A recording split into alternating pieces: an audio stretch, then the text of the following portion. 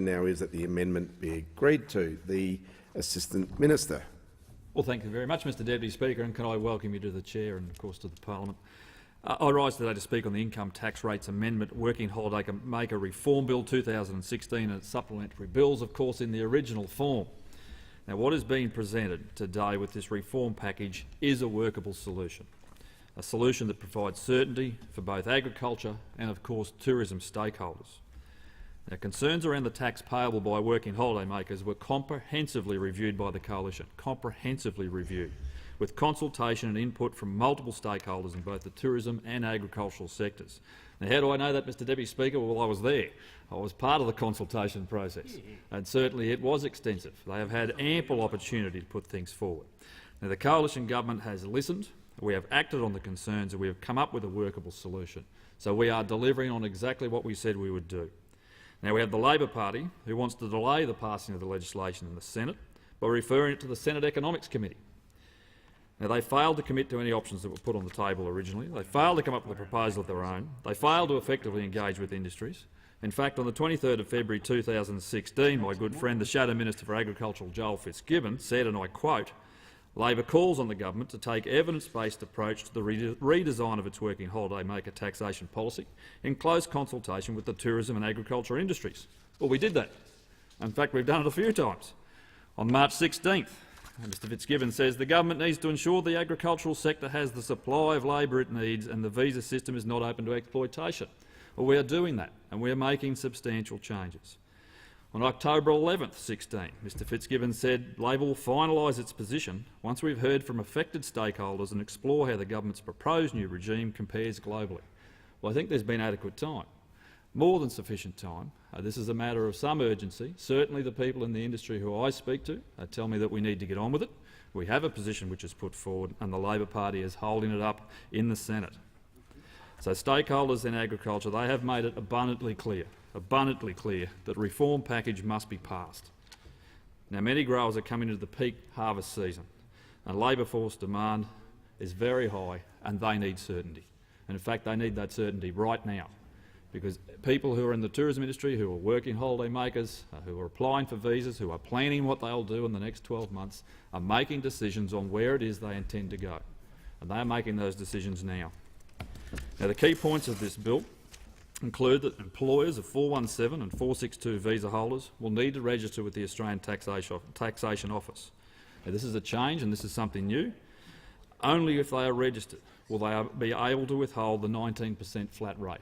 Now, I think this is a good change. Someone who pushed for the establishment of Task Force Kadina, who's been out in the press over a long period of time around the exploitation of foreign workers in this nation. This is a substantial change which will allow our enforcement agents to identify just who it is that is employing 417 and 462 visa holders. Now, if they aren't registered, the tax rate will remain as it is at 32.5%, which of course is the flat rate for non-permanent residents of Australia. A list of registered employers will be available on the ATO website, and you'll be able to look them up with the ABN lookup. Now, for most of the people who work in this industry, who come from overseas, who are 417 and 462 visa holders, they're usually highly skilled and highly educated. They are here fundamentally for a holiday. Now, they do some work while they're here, they make a few dollars, and they tend to spend all of that money, particularly in regional Australia. So in my view, this is an important step to make it easier to identify employers and ensure the integrity of the working holiday visa program, which is an important program. There are over 200,000 people in this country on those visas at any one time. Tourism Australia will also promote Australia to potential working holiday makers through a $10 million global youth targeted advertising campaign. But can I say the best form of advertising, particularly in this market, is social media and word of mouth. Because these people talk, they certainly advise one another on what their experience was and how great it is, and we want them to leave Australia with a view of what a fantastic country it is that we live in. We're also making other changes to working holiday maker visas to boost the supply of working holiday makers and make it more attractive to visit Australia. Now, separately, we are extending the age of eligibility for working holiday makers from 30 to 35. This will increase the pool of potential working holiday makers. We are dropping the price of a visa application by $50 to $390. We, of course, are increasing the rate of the Departing Australia superannuation payments tax to 95% for working holiday makers. Now, during the campaign, Mr Deputy Speaker, the coalition government announced the Migrant Workers Task Force, and we are delivering on this commitment. We are delivering on this commitment.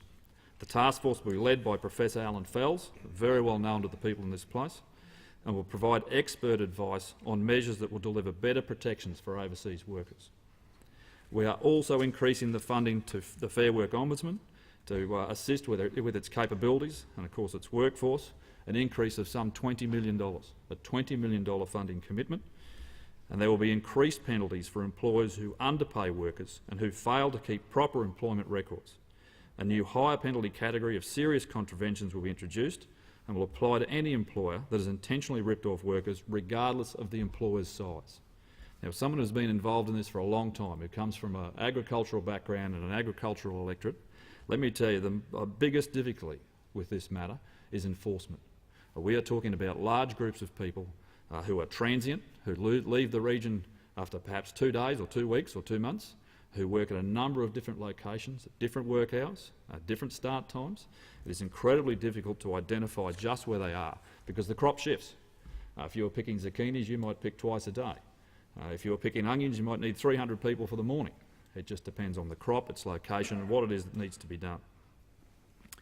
Now, we'll also introduce new offence provisions that capture franchisors and parent companies who fail to deal with exploitation by their franchisees.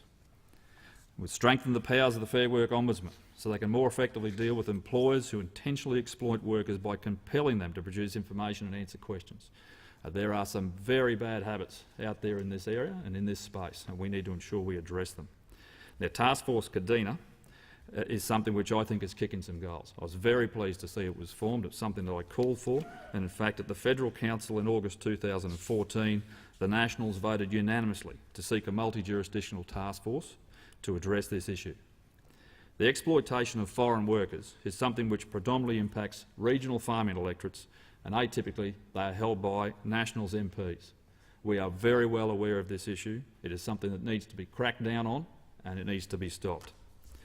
The allegation and complaints, and we have all received it on both sides of the House, and I'm sure my colleagues on the other side of the table will agree. They range from underpayment, sexual exploitation of workers, tax evasion, visa breaches, racial discrimination, the intimidation of farmers and overcrowding in private residential dwellings.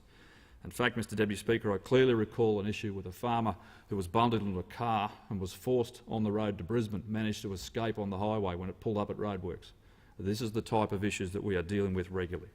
Now, Task Force Kadina takes real action, and this government is getting on with the job of targeting unscrupulous labour hire contracting firms, and they should be absolutely under no illusion. If you are breaking the law, you will be caught, you will be prosecuted, you will lose everything that you have because you are doing the wrong thing and you are exploiting people who are at their most vulnerable. Task Force Kadina will make them accountable. It will provide a level playing field for all Australian businesses without exploiting workers who really have no other option.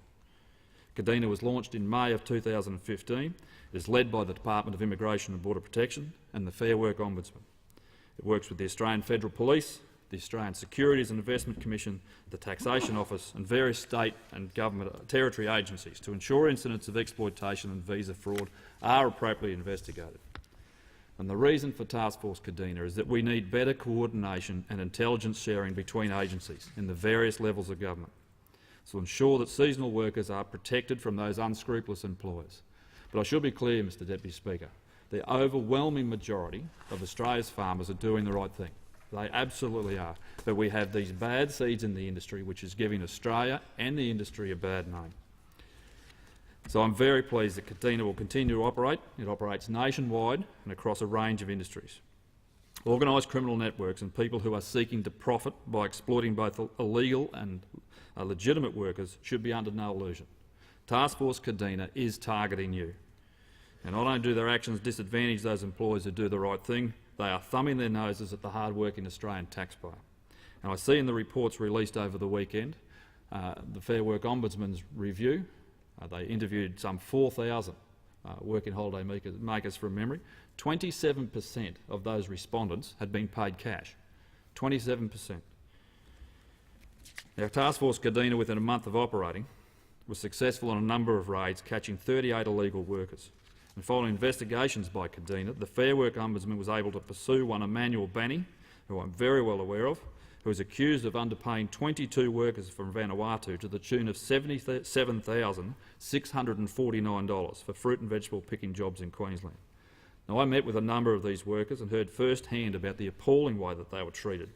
I referred the matter and to the Department of Employment and Immigration, who intervened to recover the men's passports and secure them work with a reliable employer. This gentleman absconded with their passports and left them basically on the side of the road. It is an outrageous thing to do. The Unskilled Seasonal Workers program is closely monitored, and there are safeguards in place to ensure agents know their obligations and workers know their rights. Agents must be registered. They must be registered. Now, where the real exploitation occurs is in cases where people have overstayed their visas or working here illegally and the agents are not properly registered. Now, working holiday makers are not just a travelling workforce, they are a vital component of our tourism industry, and I'd say, in fact, an essential part of our tourism industry in regional Australia. In my electorate of Hinkler, growers require that large labour force for short periods of time from unskilled workers, and they need them at short notice. Otherwise the crops would sit and they wouldn't be picked. Now, as a former farmer, there is nothing worse than seeing a perfectly good crop which you've expended a lot of time, effort and money into that you can't get off the ground. Because until that is sold and the money's in the bank, it is never finished. Now, the whole season's income could be lost and possible future agreements with buyers could be put in jeopardy if they can't pick those crops. Now, this issue has been around for a long time. This is not something which is new. In fact, it was raised some 15 years ago by Philip Ruddock, a former member of this place, in 1999.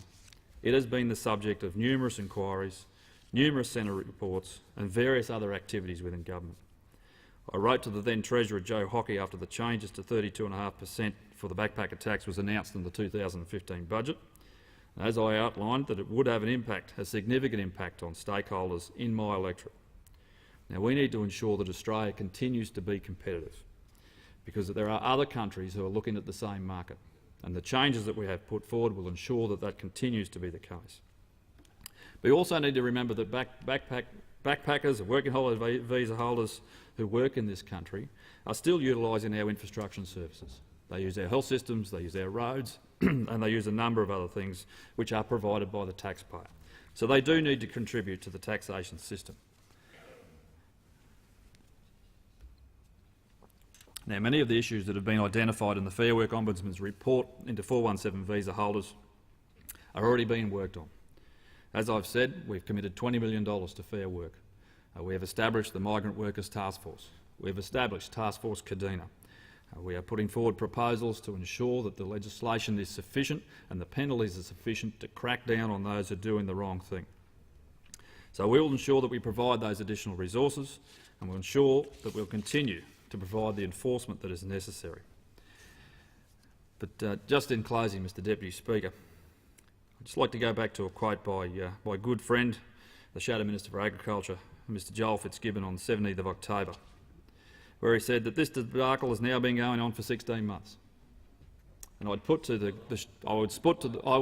Shadow Minister right now that Labor needs to get on with it, not push it out to a Senate inquiry, not extend it any further. Clearly, the industry has been consulted over a long period of time, It is not that difficult. We are coming into another harvest season. It is important that people have certainty. It is important that they can ensure that they get their crops off the ground. And in my region, where they produce some $1.5 billion of produce in that region every single year, they need to have certainty, because it is absolutely invaluable to our local economy. Jobs in my electorate rely on our farmers to do well. We rely on agriculture to be a major producer, and we need to ensure that that continues. And with that, I commend the bill to the House.